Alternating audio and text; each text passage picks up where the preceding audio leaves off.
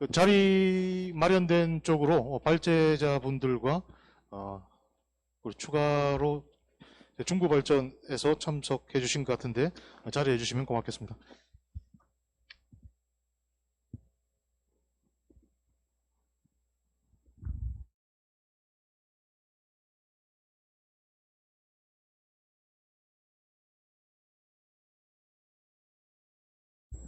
네, 이번 토론 시간에 저장님으로 원래 우리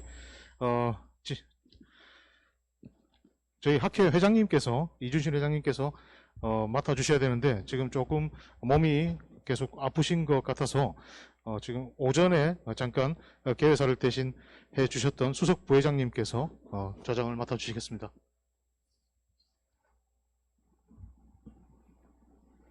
예, 반갑습니다.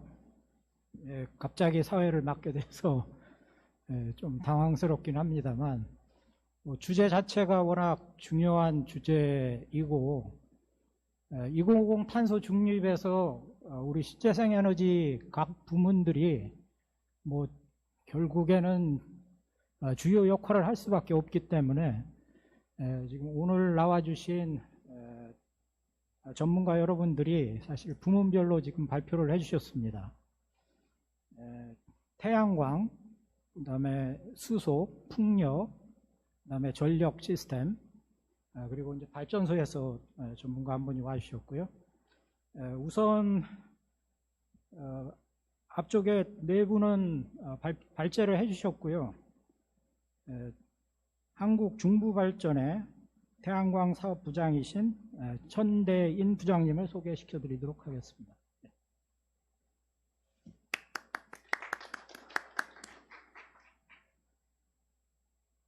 그 토론의 이제 주제가 신재생에너지 산업을 통한 탄소 중립 추진 전략이 되겠습니다. 그래서 토론자 여러분들이 앞쪽에서 발제를 해주셨고 제가 좀 질문을 드리고 싶은 거는 각 기술별로 지금 다 발표를 해주셨는데 지금 한국에서도 탄소 중립을 위해서 지금 각 부처별로 여러 기획들이 이루어진 걸로 알고 있습니다. 그래서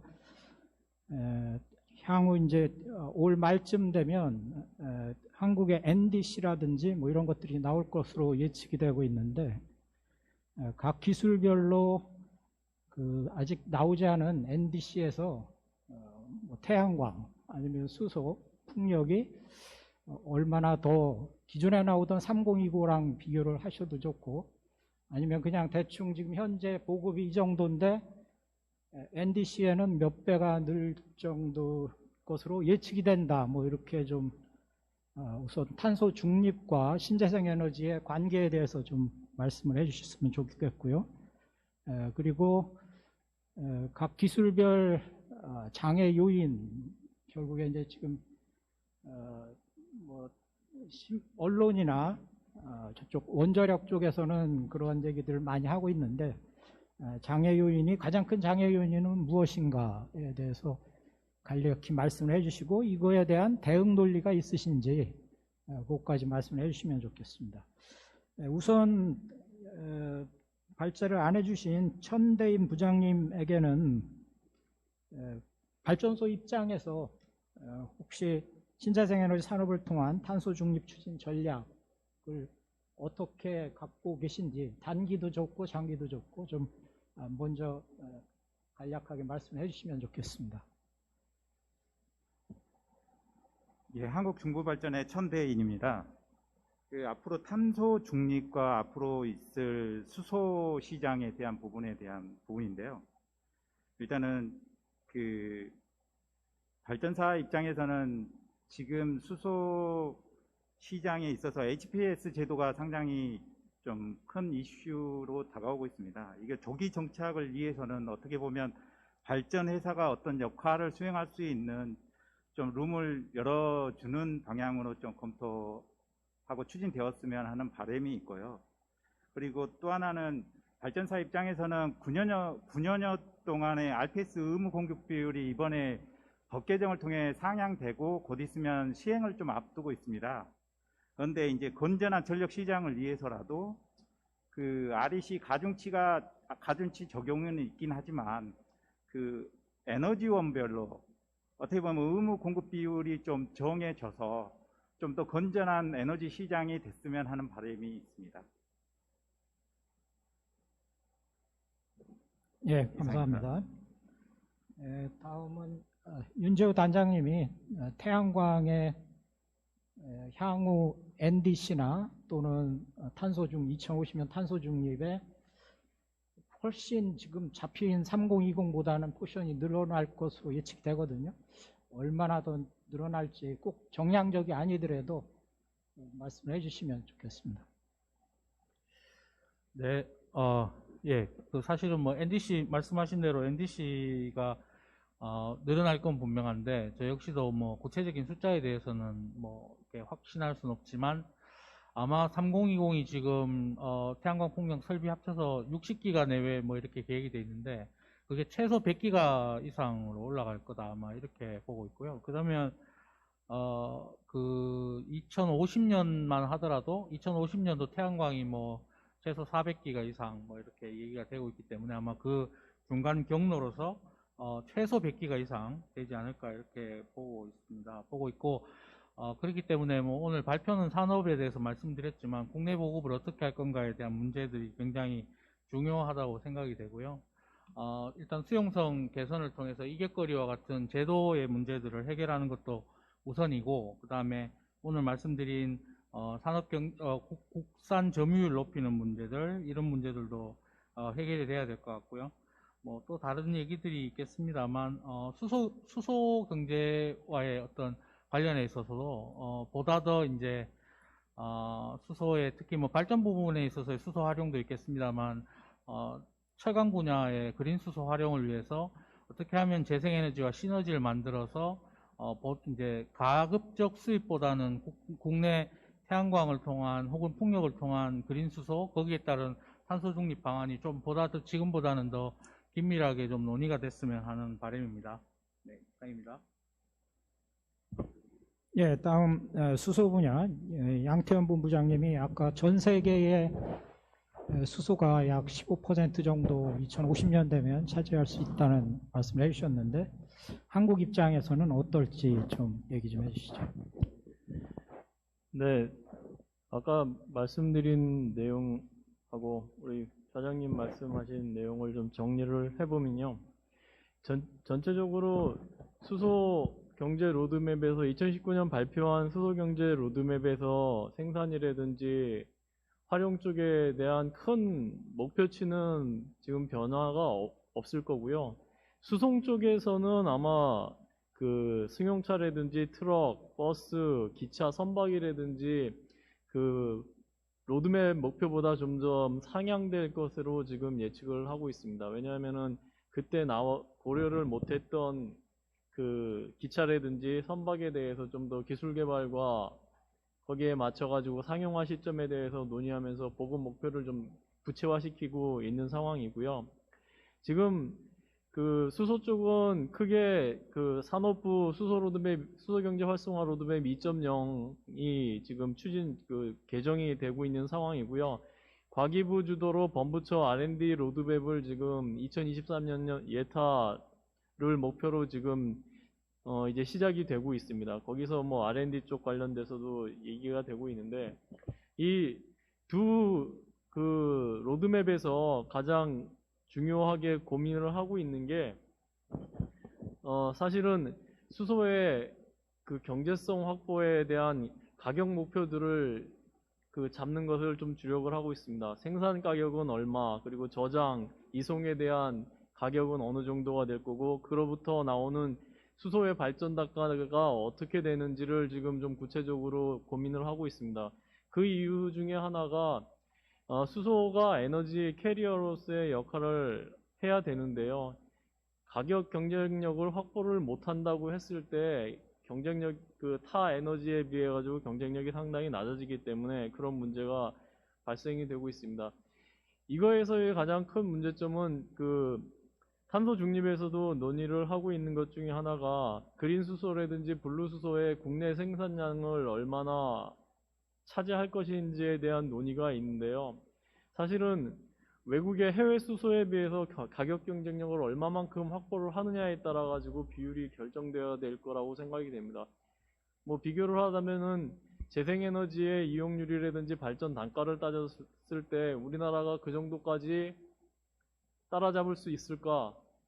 그로부터 만들어진 그린 수소의 가격 경쟁력이 결정이 되기 때문에요. 그거에 대해서 좀 많은 고민을 하고 있습니다. 이 수소 쪽에 대해서는 현재 큰 장애 요인은 타 산업에 비해 가지고 산업 생태계가 무지 열악하다는 게 가장 큰 문제입니다.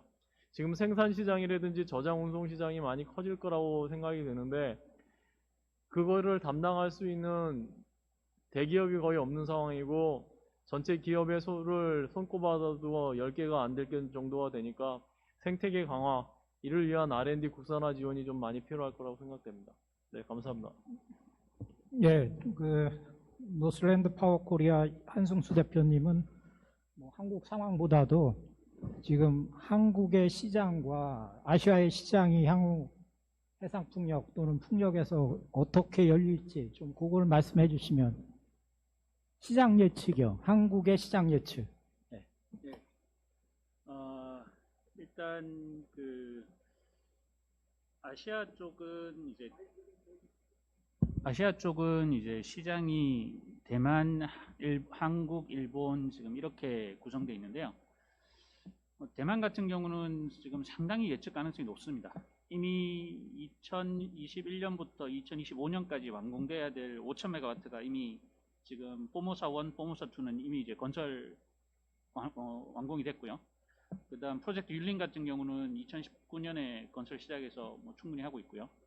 그래서 대만 같은 경우는 예측 가능성이 굉장히 높고 뭐 향후 지금 발표한 2026년부터 35년까지 10기가 이것도 뭐 내년부터 이제 텐더 3기가씩 매년 3기가씩 들어가면 아마 서플라이 체인 구성이나 이런 것들이 굉장히 뭐 속도를 받을 것 같아요. 대만은 상대적으로 중공업이 약하긴 합니다만 일단 서플라이 체인 구성들이 막 이제 좀 속도를 받을 것 같고요. 일본 같은 경우도 올해 5월에 이제 비딩 시작했으니까 올해 10월, 11월에 발표하고 나면 라운드 1 1기가와트 발표 날 거고요. 그리고 2라운드, 3라운드 1기가씩 내년, 후내년 계속 될 거라 그쪽도 이제 예측 가능성이 굉장히 높습니다.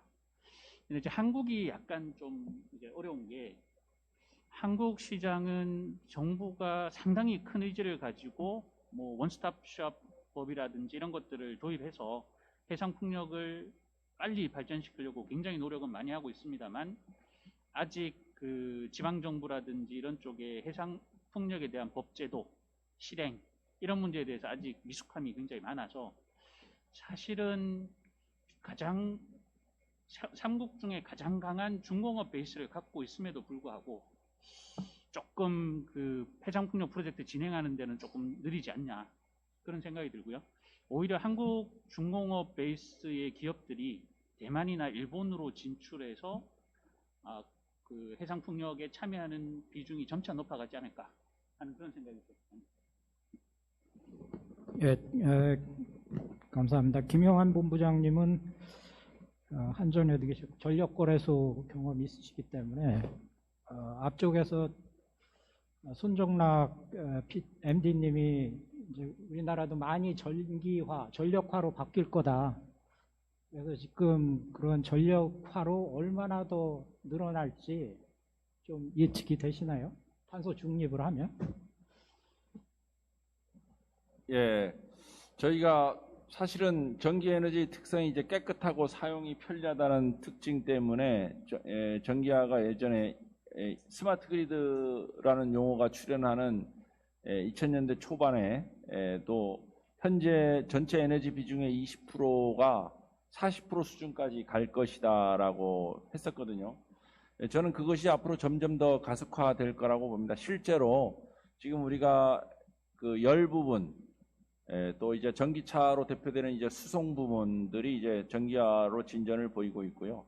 이 필연적으로 풍력 태양광에 우리가 이 탄소 중립으로 가려면 결국은 재생에너지를 많이 확대할 수밖에 없는데요. 이것을 해소할 수 있는 방법은 결국은 이제 섹터 커플링입니다. 섹터 커플링 다른 부분에서 전력을 사용해 줘야 된다라는 거죠. 그런 것을 이제 시장에서 저렴한 전기요금으로 유도할 것이기 때문에 또 실제로 풍력 태양광이 그리드 패리티뿐만 아니라 그리드 패리티는 이제 탄소 이제 전원을 이제 앞지른다는 건데요. 실제로는 제가 볼 때 탄소 전원을 앞지른다는 것보다 전력 소비 요금을 앞지르는 것을 풍력 태양광이 곧 달성할 것이기 때문에 또 왜냐하면 전기 요금은 조금씩 올라가고 우리나라가 상당히 낮은 요금입니다. 풍력 태양광의 이제 LCOE는 내려갈 것이기 때문에 가속화될 것이다. 저는 그렇게 전망합니다. 예, 감사합니다. 예, 좀 질문을 좀 받도록 하겠습니다. 손을 들어주시면 질문 있으시면 해주시죠. 예, 여기 마이크 좀 갖다 주시겠어요?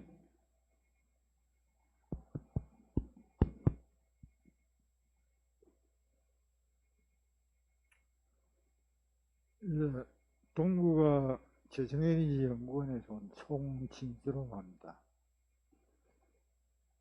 사실은 그 윤승진 위원장을 뭐 저는 개인적으로 잘 알지만 또 오늘 자리에 있었으면은 탄소 중립의 방향에 대해서 좀 정확하게 묻고 싶었는데 안 계시니까 질문이라기보다는 저 의견을 하나 말씀드리겠습니다. 여러분 아시다시피 우리 오늘 자리가 이렇고 요즘 에너지의 화두는 그리고 키워드는 재생에너지입니다. 근데 우리나라의 에너지 정책이 MB 때는 녹색 성장 그리고 에너지 전환 그걸 지나서 지금 탄소 중립으로 가고 있습니다. 다른 말로 표현한다면은 산업에서 에너지 그리고 환경 쪽으로 서서히 움직이고 있는데 어느 것 하나 우리나라의 장기적인 목표를 설정을 하고 액션 플랜을 제시하고 그렇게 지속적으로 추진한 소위 지속적인 에너지를 지속적인 정책으로 추진한 예는 전혀 없습니다. 그래서 그걸 상당히 아쉬워하면서 현재 우리가 처한 여건이 에너지 여건이 저는 뭐 옛날부터 우리나라의 에너지 독립을 주창을 해왔는데 에너지 독립의 절대적인 가치도 필요하지만도 우리가 처해진 여건이 우리나라는 에너지의 섬나라입니다. 특히 전력에 있어서는 뭐 언제 어떤 위급한 상황이 올지 자연적이든 또는 인위적이든 위기가 올 때 우리나라의 전력에 대한 섬 문제를 해결할 수 있는 방법이 하나도 없습니다. 그래서 오늘 이 자리에 좋은 발표를 해주시고 자리에 계신 여러분들도 우리 모두 힘을 합쳐서 생각을 해야 할 것은 에너지 독립을 위한 그리고 각각의 물론 재생에너지의 여러 가지 소스가 모든 것에 다 장단점이 있고 물론 장점도 많지만도 극복해야 할 많은 벽들이 있습니다. 그래서 이런 걸 총괄적으로 각 기술 분야에서는 보다 나은 기술 개발과 경제성 확보를 위해서 노력을 해야 되겠지만 서로 협조해 가면서 국가 차원에서의 에너지 독립을 위한 그리고 전력망은 굉장히 중요한 겁니다. 이러한 서로 다른 에너지원을 조화롭게 이용해서 수요자 측면에서 전력을 사용할 수 있는 전력망을 구성한다는 게 굉장히 중요하다고 생각합니다. 아까 전력거래소에서 잠깐 이야기가 있었지만도 우리나라가 한때 그렇게 열을 올렸던 스마트 그리드도 많은 예산을 투입하고 노력을 집중했는데도 불구하고 결과적으로 조금 실패하지 않았나라는 부정적인 판단이 많습니다. 그래서 차체에 이러한 전력망, 우리나라의 에너지 독립을 위한 에너지에 에너지 독립이란 건 딴 뜻이 아닙니다. 우리가 쓸 수 있는 전기를 우리가 스스로 만들어서 쓸 수 있는 그런 전력망을 구성하는 겁니다. 그런 데 대해서 보다 더 관심을 갖고, 오늘 뭐 서울대 허은영 교수 아까 보이던데, 그래서 소위 정책을 하고 경제성을 하고 에너지 분야에서 그런 분들도 같이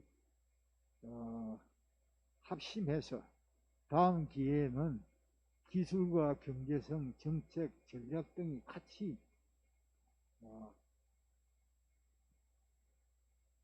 마음을 열고 토론할 수 있는 그런 자리가 있어서 고맙겠습니다. 네. 전임 학회장을 역임하셨던 송진수 박사님의 그동안 여러 정책들의 변화, 또 우리가 에너지 독립된 섬이기 때문에 자립이 필요하고 모든 기술들이 이렇게 융합을 해서 에너지 자립을 이루어야 되겠다는 일종의 코멘트로 받아들이면 좋겠습니다. 혹시 송진수 박사님의 말씀에 대해서 혹시 코멘트 하실 말씀 있으시면 말씀해 주시죠. 예, 그 에너지 독립이라는 부분들이 사실 되게 중요하다고 저 역시도 공감하고, 뭐 사실은 우리 전임 회장님께 예전부터 많이 배웠던 컨셉입니다, 사실은. 그래서 태양광 측면에서 보자면 아까 말씀드린 것처럼 국내 어차피 태양광 빛은 우리 국내로 떨어지는 거니까요. 거기서 전기를 충분히 생산하고 게다가 제품군까지도 뭐 굳이 이렇게 국산화를 높인다 이런 측면보다는 국내 기업들의 글로벌 경쟁력을 높여가지고 지금 수준보다는 훨씬 더 높은 수준으로 이렇게 만드는 게 중요하지 않을까 이렇게 생각이 되고요. 아마 이제 그 에너지 독립 속에 전력망 부분은 동부가 슈퍼그리드까지 포함한 유연한 어떤 체계를 고민하시는 걸로 알고 있습니다. 이제 이런 걸 통해서 우리 이렇게 좀 탄소 중립을 이렇게 이뤘으면 좋겠다는 거고요. 기왕이면 환경이 개선되면 우리 이렇게 남북한 탄소 중립을 좀 같이 동부가 슈퍼그리드랑 연계해서 추진해 보는 것도 좋은 의미가 있겠다 이렇게 생각을 하고 있습니다. 예, 보충 말씀 감사하고요. 사실 시간이 좀 촉박해서 토론자분들한테 30초씩만 마무리 발언 한 번씩 하는 것으로 오늘 토론을 마무리 짓도록 하겠습니다. 우선 천대인 부장님부터 못다 하신 말씀이나 오늘 전체 요약해서 한번 말씀해 주시죠. 예, 탄소 중립은 아마 생존의 문제인 것 같습니다. 그 부분에 있어서 발전 회사도 앞장서서 기후변화 등 여러 가지 상황에 맞춰서 에너지 경제 자립을 위해서 최선을 다해 노력하겠습니다. 이상입니다. 예, 다음 윤재우 단장님.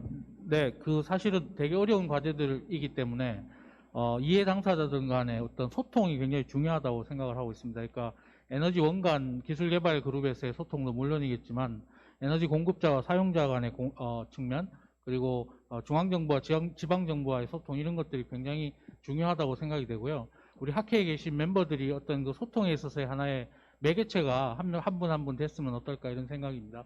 이상입니다. 네, 다음 양태현 본부장님.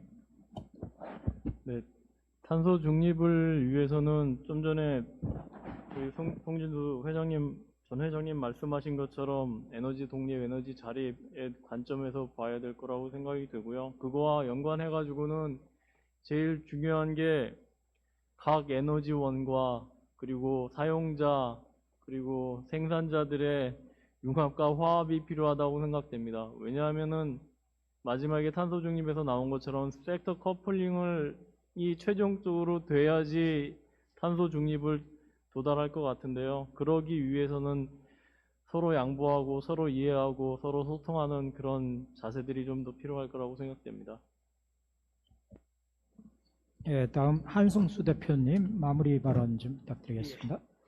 그 박 회장님께서 말씀하신 것처럼 이 자원 에너지는 사실 내셔널 시큐리티죠. 이게 국가 안보와 이제 직결되는 문제인데 사실 저희 뭐 어릴 때도 학교에 가면 늘 하던 말씀이 석유 한 방울 안 나는 우리나라 뭐 이런 얘기 저희가 계속 들으면서 자랐는데 풍력이나 태양광은 사실 수입할 수 없는 한국의 자원을 사용하는 그 발전 테크놀로지 않습니까? 그래서 일단 해상 풍력이나 아니면 태양광이나 이런 것들을 한국에서 보다 빨리 잘할 수 있는 방법을 일단 찾는 게 제 생각에는 내셔널 시큐리티를 지킬 수 있는 방법인 것 같고요.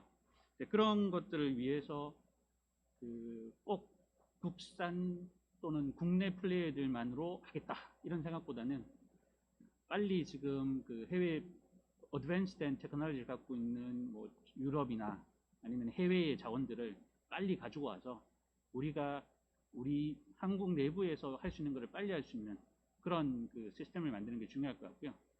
그리고 테크니컬한 측면에서는 우리 김영한 제주본부장님도 계시지만 개통을 좀 빨리 해결해 주시면 그러면 아마 그 태양광이나 해상풍력이나 한국에서 좀 더 빨리 진행할 수 있는 그런 그 솔루션이 될 것 같습니다. 예, 마지막으로 김영환 본부장님. 예, 아까 제레미 립킨이 말한 그 제3차 산업혁명, 지금 뭐 4차 산업혁명 시대지만 3차 산업혁명이 완성되지 않았습니다. 그거 뭐냐면 가장 핵심이 되는 에너지와 통신인데 우리가 에너지, 신재생 에너지의 이 완성이 아직은 완성되지 않았기 때문입니다. 이를 위해서 우리 제주도가 가장 먼저 재생에너지의 도입에 따른 변화가 일어나고 있는데요. 우리 그 신재생 학회, 또 정부, 또 지방정부, 또 우리와 거래소나 한정과 같은 이제 플랫폼을 제공할 앞으로의 그 기관들이 열심히 합심을 해서 성공적으로 제3차 산업혁명이 완수되기를 바라겠습니다. 이상입니다. 예, 신재생에너지 학회는 이러한 탄소 중립 전략 같은 다양한 에너지원들이 함께 모여서 논의할 수 있는 가장 좋은 학회가 아닌가 이렇게 생각을 합니다. 예, 오늘 발제해 주시고 토론해 주신 양태현 본부장님, 윤재호 단장님, 한승수 대표님, 김용환 본부장님, 전대인 부장님, 예, 수고 많으셨습니다. 수고하셨습니다. 감사합니다.